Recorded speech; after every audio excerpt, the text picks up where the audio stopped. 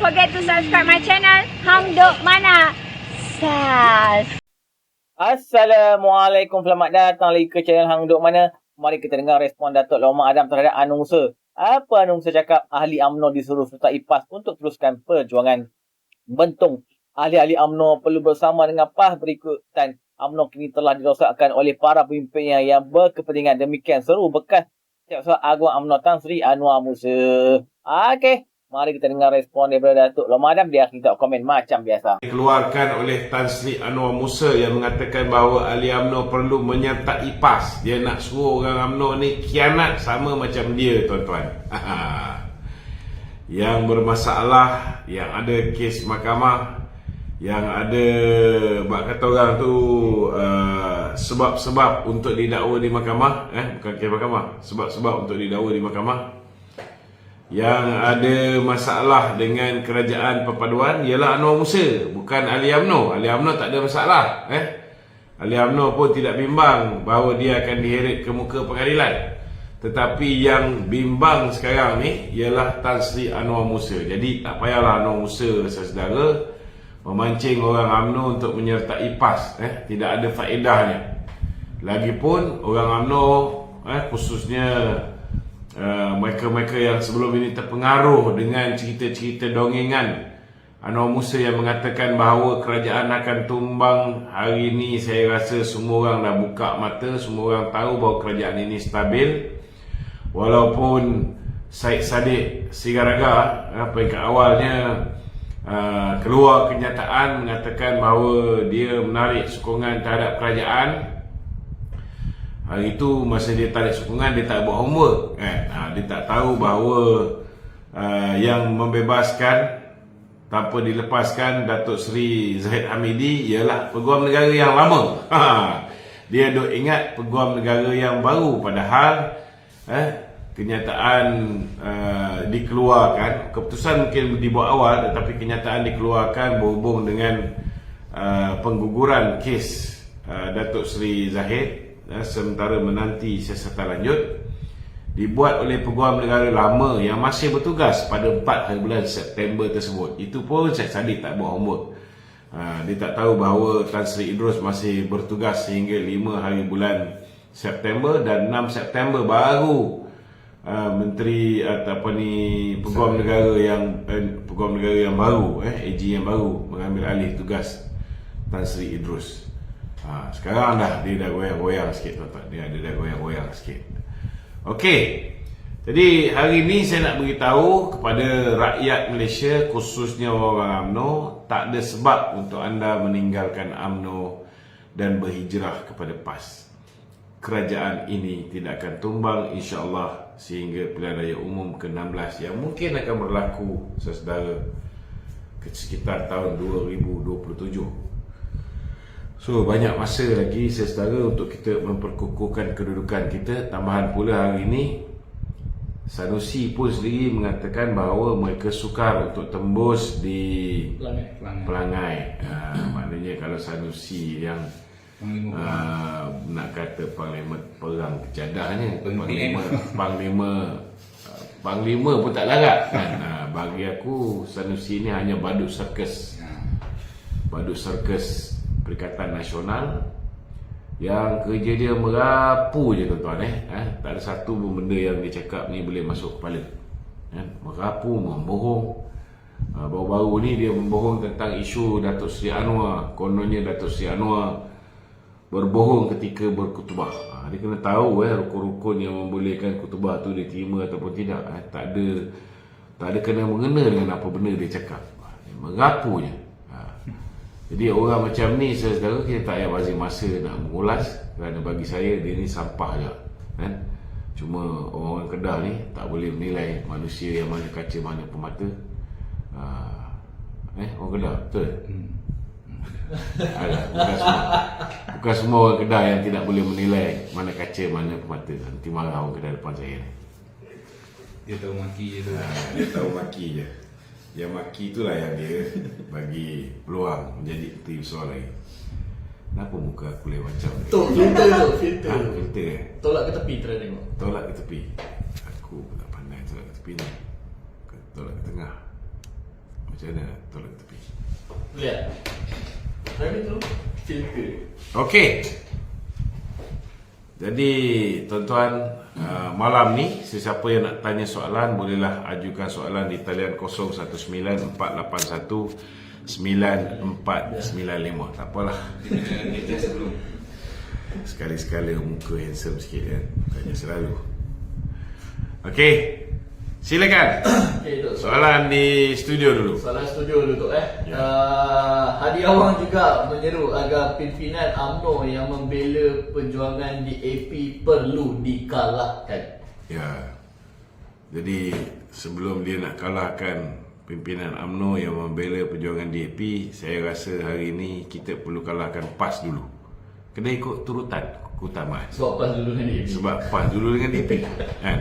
Kalau ikut logik bodoh Haji Adi ni, begitulah jawapannya kan?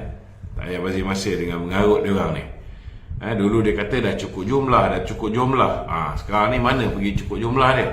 Dulu dia kata bulan 8 ini kerajaan akan tumbang. Di mana ketumbangan kerajaan itu? Bulan 8 tak habis lagi tu. Bulan 8 pun tak habis. Belum habis lagi. Oh ya, betul lah. Sekarang ni berapa? 50 Ogos.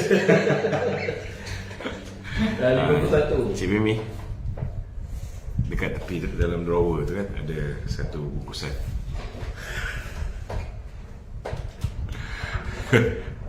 Okey. Ya. Perikatan Nasional ni dia mainkan sentimen, dia menyifatkan Perdana Menteri kita ke UNGA gagal. Ya. Dia nampak kursi kosong pun jadi isu, Kutubal jadi isu, PMX. Dia sebenarnya dia bukan ada isu apa pun. Isunya dia orang ni kecewa dan dia orang jealous. Kan? Pertama sekali Datuk Seri Anwar ni kena faham memang betul kursi kosong tu. Tak dinafikan, banyak kosong. Sebab masa mereka merakam tu selepas Datuk Seri masa Datuk Seri Anwar berucap tu, selepas wakil daripada Israel berucap. Kita bukan tak tahu masyarakat antarabangsa ni memang mengecam tindakan Israel terhadap apa yang dilakukan terhadap Palestin dan sebagainya. So ketika wakil Israel berucap, mereka semua keluar. Mereka semua keluar. So bila Datuk Seri Anwar pula berucap, memanglah mula-mula tu banyak kursi kosong. Time tu lah dia ambil gambar. Tapi selepas itu kita tengok ramai yang mula masuk ke dalam dewan, dan kemudiannya Datuk Seri Anwar dapat tepukan gemuruh daripada ucapan dia tu lebih kurang 9 kali. Dia dapat tepukan gemuruh 9 kali Daripada delegasi yang hadir. Daripada delegasi yang hadir. Yang menyampaikan kepada saya ni ialah Datuk Fuad Zakarsi. Datuk Fuad Zakarsi berada di dalam dewan. Saya nak bacakan apa yang Datuk Fuad Zakarsi tulis. Datuk Fuad Zakarsi beritahu tadi. Okey. Dia kata Astaghfirullahalazim. Itu kata hati nurani saya bila mendengar komen Sanusi mengenai ucapan Anwar Ibrahim diunggah yang ke-78 di New York. Saya hadir di unggah tersebut. Saya saksi hidup. Saya di dalam Dewan Persidangan Utama PBB. Saya duduk di kerusi VIP bersama Datuk Nazri Aziz, Duta Besar Malaysia ke US, dan Datuk Syaka, Speaker Kerajaan Negeri Pahang. Bahkan saya hadir 3 hari berturut-turut, Selasa, Rabu dan Khamis, mendengar ucapan ketua-ketua negara lain sebelum PMX berucap pada hari Jumaat. PMX diberikan 9 kali tepukan. 9 kali tepukan gemuruh dalam ucapan 15 minit tu. 15 minit tu 9 kali tepukan gemuruh. Bukan 5 je tepukan gemuruh dia dapat. Sebab dia sentuh isu perang antara Russia dan juga Ukraine yang telah memberikan kesan buruk kepada ekonomi global. Kemudian ketika Presiden Iran berucap, dia mengangkat Al-Quran tau, tetapi tak ada siapa yang tepuk tangan. Angkat Al-Quran pun tak ada orang yang tepuk tangan. Ucapan Presiden Amerika Syarikat juga tiada sambutan daripada perwakilan. Lepas tu Perdana Menteri New Zealand memberitahu dia rasa lega kerana orang ketiga berucap selepas Anwar. Lepas Anwar berucap, dia 3 orang. Dia nombor 3. Dia rasa tenggelam. Jika dia bucat lepas Anwarnya, dia bucat. Tenggelam lah dia kata. Kan? Dalam masa 15 minit tu, PMX sentuh isu perang Rusia-Ukraine, isu Palestin, isu Myanmar, isu Islamfobia, isu low carbon dan renewable energy roadmap oleh Malaysia dan juga racism bentuk baru. Ternyata Sanusi kaki fitnah, apatah lagi guna gambar-gambar tanpa usul presiden. Kau tak pergi sana, kau main guna gambar je. Kan? Saya rakam banyak foto yang saya lampirkan. Sanusi menteri besar. Oleh kerana saya saksi hidup, maka dia wajar digelar pemimpin pembohong nombor 1 Malaysia. Ini kenyataan Datuk Fuad dah kasih. Okay. Sanusi ni kalau cakap yang bohong, Dia macam Zahid Ma'arif saya cakap lah. Dia buka je mulut, bohong. Okey. Okey. Perikatan Nasional juga Datuk Wan. Ya. Di PRK Pelangai lah. Ya. Mereka ni mainkan 3 isu ni tu. Ya. Yang pertama isu Razif Jidin ni. Pegawai dia yang ditahan di SPRM kan. Dia main isu Perdana Menteri ni pendakwaan politik. Lakukan pendakwaan politik terhadap Razif Jidin. Ya. Yang kedua, Ya. dia main isu kes DLAA Zaid Hamidi lagi. Ini antara isu di Pelangai dia orang mainkan tu. Komen sikit. Bagi saya simple saja kan. Kalau nak cerita tentang pendakwaan politik, juara pendakwaan politik Mahathir dan Muhyiddin. Hari ni diorang ni duduk bersama, betul tak betul? Hari ni diorang duduk sekapal bersama dengan PAS, bersama dengan Gelakan kan? Masih angkat lagi. So bagi saya lah, kalau nak cerita tentang orang lakukan pendakwaan terpilih, pergi bilik air, toilet, public toilet, pergi tengok muka sendiri. Sama ada ketika dia berada di dalam kerajaan, dia melakukan keadilan ataupun tidak. Dan jangan lupa, Datuk Zahid ni dilepaskan oleh peguam negara yang dia punya pengurusi Perikatan Nasional sendiri nanti. Bos kepada Razif Jidin yang nanti. Yang orang yang mengangkat Razif Jidin sebagai Menteri Kanan, walaupun dia kalah di Ketere, dia diangkat bukan setakat jadi menteri tau, jadi Menteri Kanan. Begitu Muhyiddin menjaga Razif Jidin ni. So bagi saya simple saja kan. Sebelum mengata orang, cermin diri dia sendiri. Dan kalau nak ikutkan Tan Sri Idrus, dia dah nak pencen dah. Lagi 1 hari sebelum dia pencen tu, dia mengambil keputusan untuk buat ketetapan tu.